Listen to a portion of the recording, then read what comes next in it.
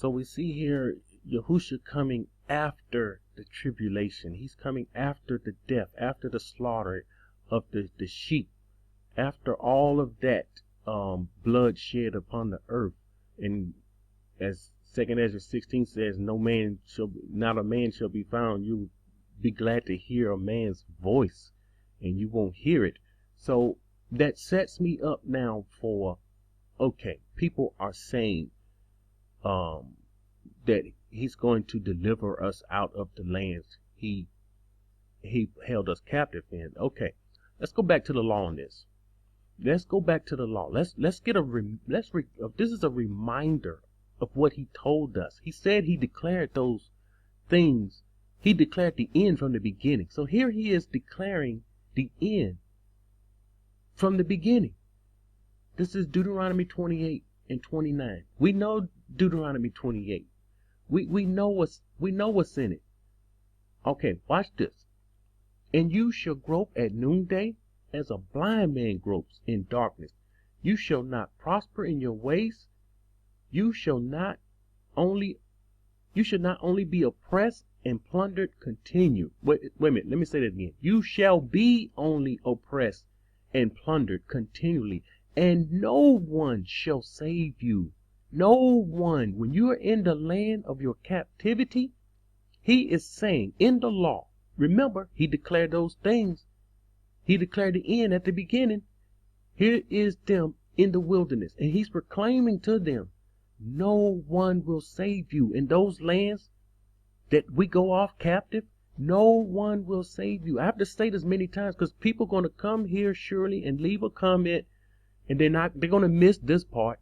They probably won't even hear this part. No one will deliver you. There will be none. And what our people are doing, they're waiting on him to deliver them. So the question is, if you're in the land of your captivity and you're telling people, I'm waiting on him to deliver me, actually, you're waiting on the wicked to get his power, and he's going to be let loose on you. This is who you're waiting on. You're not waiting on the Most High. He's giving his command. The people are just not listening to what he's saying. He says, no one shall save you. Okay, let's get precepts on this. Because everything must be done precept upon precept, line upon line, here a little, there a little. You can't pull out one verse and say, see, it's done, it's said and done. Let's get precept on this. No one shall save you, no one shall deliver you. Okay. Jubilees 23. This is Jubilees 23. I need to scroll up so I can get 22. Verse 22 and 23. And a great punishment shall befall the deeds of this generation from Yahuah, and he shall give them over to the sword, and to judgment, and to captivity, and to be plundered and devoured. You have been given over for judgment, for captivity, for plundering, for devourment, and no one is going to save you. This is what he's saying here. Verse 23, and he will wake up against them the sinners of the Gentiles, the sinners of Gui. This is who's going to do the slaughtering here. Make no mistake. He's going to use, the enemy will use the Gentiles to do the slaughtering, who have neither favor or compassion, and who shall respect the person of none. He's not going to have any respect for any person, young or old, anyone. It says anyone. For they are more wicked and strong to do evil than all the children of men. And they shall use violence against Yasharal. Bingo. Here you go, Mr. I know all the scriptures. Here you go. They shall use violence against Yasharal. This is what Daniel talked about. He's going to wear out the saints. He's going to make war with the saints and overcome them and kill them. And while that's going on, and the transgression of Jacob, and much blood shall be shed upon the earth. This is what we're saying. And there shall be none to gather them, and none to bury them. There will be no one to gather these people and no one to bury them. Now, I must make a point here, because our people are being slaughtered right now. Just to prove to you That this is not the time, this is not the people that it's talking about. Because when people getting killed, innocent people getting killed, they're burying them. So when the day comes, so many people will be getting killed, no one will bury them. This is Jacob's trouble. We're not in it yet, but it's upon us. Look at verse 24. In those days, they shall cry aloud. And I brought this scripture out. You that follow this channel, you've been following this channel for a while. You saw me bring this scripture out. But to you new people that don't know prophecy, that don't dig in all the prophets, all the ancients of the prophecy, you don't know this. In those days, they shall cry aloud. They're going to be crying out to the Most High. Deliver us, save us, help us, and call and pray that they may be saved from the hand of the sinners, the Goy, the Gentiles. But none shall be saved. Why? You're not within his borders. You old wicked servant, you. You did not heed the call when he told you to come out of her, my people. You did not heed the call. You missed your opportunity. And now you must be righteous unto death. I brought all of this out. You need another one? This is not enough for somebody. Here's another one. Okay, this is the Dead Sea Scrolls. I've touched on this. These are scriptures we went over. Okay. And sovereignty will be devolved upon the Gentiles. This means power going to be given to the Gentiles for many years, while the children of Yasharah a heavy yoke in the lands of their captivity. See, while the Goys got the power, they have the power to kill Yasharah. In Yasharah, there's a yoke that's still upon your neck in the lands of your captivity. And they will have no deliverer. Get this, because the people don't know this. A heavy yoke in the land of their captivity, and they will have no deliverer. From the law, he told you no one would deliver you. How is it? We think he's going to deliver us. This is the reason why. Zechariah 2:7. This is the reason why Jeremiah 51 and 45, he told us to deliver yourself. He said, let everyone deliver himself from the anger of the Most High. See, when he sent us off into captivity, he was not intending on delivering us himself out of the land of captivity. Because he said it, there will be no deliverer. So you must deliver yourself. You must heed his word, regardless of what any wicked man is teaching these days. This is not about who's right, who's wrong. This is about what's coming from the scriptures. But surely a wicked man will hear this message.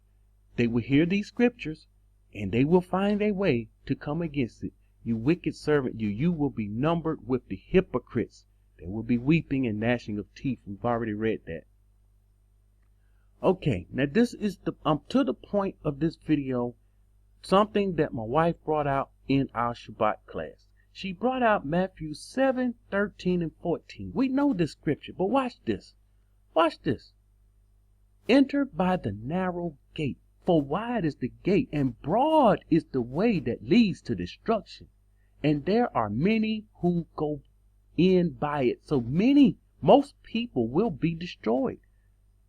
Broad is the way. But watch this. 14. Because narrow is the gate, and difficult is the way which leads to life, and there are few who find it. So it's very difficult for you to find this narrow way. It's going to be difficult. The way we should go is going to be difficult, not easy. And I ran down what's easy. The pre-trib rapture is easy. Doing nothing and waiting on the Most High to gather us, that's easy. Just stay in the land of your captivity. Do nothing. That's easy. That's very easy. Spaceships coming and pick you up. His chariots coming to get you. Raptured out of these countries into the wilderness. That's easy. All of those things are easy. So we came out of the Christian pre-trib rapture lie into the Israelite lie. What lie? From one lie to another. How about someone give us the truth of the matter and tell the people Here it is. Difficult is the way. It's going to be difficult. It's difficult to flee out of all these lands, out of the land of your captivity. You think it's easy to leave, to flee Babylon? No, it's difficult, but difficult is the way. If you're doing this is so plain. I think the wicked get it, but they still going to refuse it. It's so plain. You really have to ignore this in order to not get it. Just pretend you didn't even hear this video. Pretend you didn't even click on this video to go on with your life and to go against coming out of her, my people. That's easy to stay in her, but it's difficult to flee her. You in love with Babylon. Just tell the truth. You in love with Babylon and you will never leave Babylon. This is for the wicked, but for the righteous. The righteous gonna hear this word. The righteous they're gonna hear his word and they're gonna obey his voice. But difficult is the way. Let's see this word difficult really quick here. Difficult. Needing much effort. You're gonna need a lot of effort to come out of her. People, family gonna tell you not to do that. You don't have to do that. You don't have to flee over it. You don't have to do this. It says needing much effort or skill to accomplish, deal with, or understand. Listen at these synonyms. Hard. Yes, it's hard to leave Babylon. Strenuous, laborious, heavy, tough, burdensome, demanding, grueling, grinding, backbreaking, painful. Yes, this is what it is to come out of America. You have to drop all those things that you love so much. You're going to have to drop that stuff for the word of the Most High. You have to get rid of that. That's why he told one of the people, sell all you have and follow me. Wonder why he said that. Look at the next one. Characterized by or causing hardship or problems. Causing hardship or problems. So when the Most High told us to come out of her, he's causing us hardship and problems. We have jobs. We have our life there. We have our house. We have our cars. We have our things. We are comfortable in captivity. And we have to do this? No. The way is easy. The way is not difficult, is it?